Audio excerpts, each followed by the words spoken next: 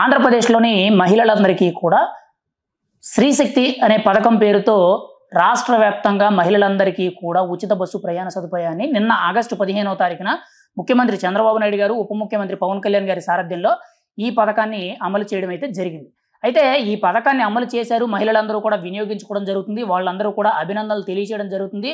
ముఖ్యంగా ఈ పథకం వల్ల 2000 నుంచి 3000 వరకు కూడా ఆహ్, సగటున ఒక మహిళకి ఈ డబ్బులనేవి ఆదా అవుతున్నాయని చెప్పి చాలా మంది కూడా తెలియచేయడం జరుగుతుంది. ఇదొక మంచి పథకం అని చెప్పి ప్రతి ఒక్కరు కూడా అభినందించడం జరుగుతుంది. కానీ దీని మీద ముఖ్యంగా ఇప్పటికే కూడా వైఎస్ఆర్‌సీపీ పార్టీకి సంబంధించిన కొంతమంది సోషల్ మీడియా కార్యకర్తలు, పేటీఎం కార్యకర్తలు, కొంతమంది గొర్రె మీడియాలు ఏవైతే ఉంటాయో ఇవన్నీ కూడా బురద రాజకీయాలు, బురద ఫేక్ ప్రచారాలు అయితే మొదలుపెట్టేసినాయి. పథకం ఇవ్వనంత వరకు కూడా పథకం ఎప్పుడిస్తారు, పథకం ఎప్పుడిస్తారు, పథకం ఎప్పుడిస్తారు అని చెప్పి కూటమి ప్రభుత్వాన్ని టార్గెట్ చేస్తూ ఇష్టానుసారంగా ట్రోల్ చేయడం జరిగేది. ఇష్టానుసారంగా మాట్లాడడం జరిగేది. ఇప్పుడు పథకం ఇచ్చేసరికి అయ్యో! ఈ పథకం చెప్పింది ఇది కదా! ఇదేంటి ప్రజలు మోసం చేశారని చెప్పి ఇష్టానుసారంగా మాట్లాడడం జరుగుతుంది. అయితే ఇక్కడ ముఖ్యంగా చూసుకుంటే ఇప్పుడు ఏ విధంగా ప్రచారం చేస్తున్నారంటే 175 నియోజకవర్గాలు ఉంటే 180 బస్సులు మాత్రమే ఇచ్చారు.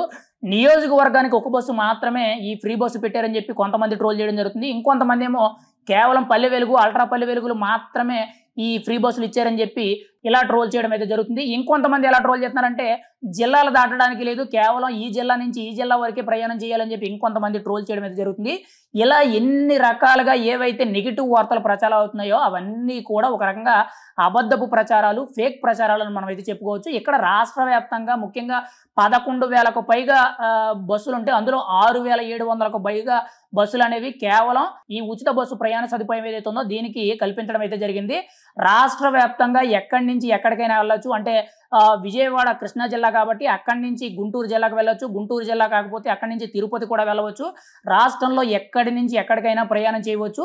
అయితే ఇది కేవలం 5 రకాల బస్సులకు మాత్రమే కల్పించడం జరిగింది. అందులో ముఖ్యంగా చూసుకుంటే డిస్ట్రిక్ట్ లెవెల్ అంటే జిల్లాల వారీగా చూసుకుంటే పల్లె వెలుగు, అల్ట్రా పల్లె వెలుగు, సిటీ లెవెల్లో చూసుకుంటే సిటీ ఆర్డినరీలు, మెట్రో ఎక్స్‌ప్రెస్ అండ్ ఎక్స్‌ప్రెస్ బస్సులు ఏవైతే ఉన్నాయో ఈ బస్సులకైతే ఈ 5 రకాల బస్సులకి మహిళలందరికీ కూడా ఉచిత ప్రయాణ సదుపాయాన్ని కల్పించడం జరిగింది. అయితే నాన్ స్టాప్ బస్సు గానీ, సూపర్ లగ్జరీ బస్సులు గానీ, లేకపోతే హైటెక్ బస్సులు ఏవైతే ఉంటాయో, ఇతర రాష్ట్రాలకు వెళ్ళే బస్సులు ఏవైతే ఉంటాయో వీటికి మాత్రం ఉచిత బస్సు ప్రయాణ సదుపాయం లేదు. కేవలం రాష్ట్రం ఇన్సైడ్ ఎంత దూరమైనా సరే ప్రతి జిల్లాకి కూడా వెళ్ళే విధంగా గ్రామాల్లో అయితే పల్లె వెలుగు, అల్ట్రా పల్లె వెలుగులు, సిటీలో అయితే సిటీ ఆర్డినరీలు, ఎక్స్‌ప్రెస్ బస్సులు, మెట్రో ఎక్స్‌ప్రెస్ బస్సులు అయితే ఉచిత బస్సు ప్రయాణ సదుపాయాన్ని కల్పించడం జరిగింది. దాంతోపాటు ముఖ్యంగా వాళ్ళు స్థానికులై ఉండాలి. ఆధార్ కార్డు కానీ, రేషన్ కార్డు కానీ, లేదనంటే ఎన్నికల గుర్తింపు కార్డు కానీ, లేదనంటే డ్రైవింగ్ లైసెన్స్ కానీ, లేదనంటే పాన్ కార్డు కానీ ఈ 5 ఏ ఐడీ ప్రూఫ్ చూపించినా కానీ మీరు స్థానికులై ఉంటే, ఆంధ్రప్రదేశ్ రాష్ట్ర ప్రభుత్వానికి చెందిన వాళ్ళై ఉంటే మీరు ఉచిత బస్సు ప్రయాణ సదుపాయాన్ని కల్పించుకోవచ్చు అని చెప్పి ఆంధ్రప్రదేశ్ కూటమి ప్రభుత్వం తరపు నుంచి కొన్ని నిబంధనలు అయితే తెలియజేయడం జరిగింది. కానీ ఈ నిబంధనలు ఏవి వాళ్ళకి తెలియకుండా చాలా మంది కూడా బురద రాజకీయాలు చేస్తున్నారు. కేవలం 180 బస్సులే ఇచ్చారు, లేదనంటే జిల్లాలు దాటి వెళ్ళడానికి లేదు, లేదనంటే 2, 3 బస్సులకు మాత్రమే ఈ 2 రకాల బస్సులకే ఇచ్చారు, లేదనంటే ఇంత టైమింగ్ మాత్రమే చిన్నపిల్లలకు లేదు, ముసలి వాళ్ళకు లేదని చెప్పి ఇలా రకరకాలుగా ఫేక్ ప్రచారాలు అయితే చేయడం అయితే జరుగుతుంది. మీకు అధికారికంగా ప్రభుత్వం తరపు నుంచి ఏవైతే నిబంధనలు, రూల్స్ అండ్ రెగ్యులేషన్ తెలియజేస్తారో అవి మాత్రమే వాస్తవాలు. కొంతమంది ప్రభుత్వం మీద బురద చల్లడానికి ఇటువంటి ఫేక్ ప్రచారాలు, తప్పుడు ప్రచారాలు అయితే చేయడం జరుగుతుంది. ఇది కేవలం ఈ ఉచిత బస్సు ప్రయాణ సదుపాయ పథకం మీదే కాదు, గతంలో తల్లికి వందనం మీద అలాగే చేశారు.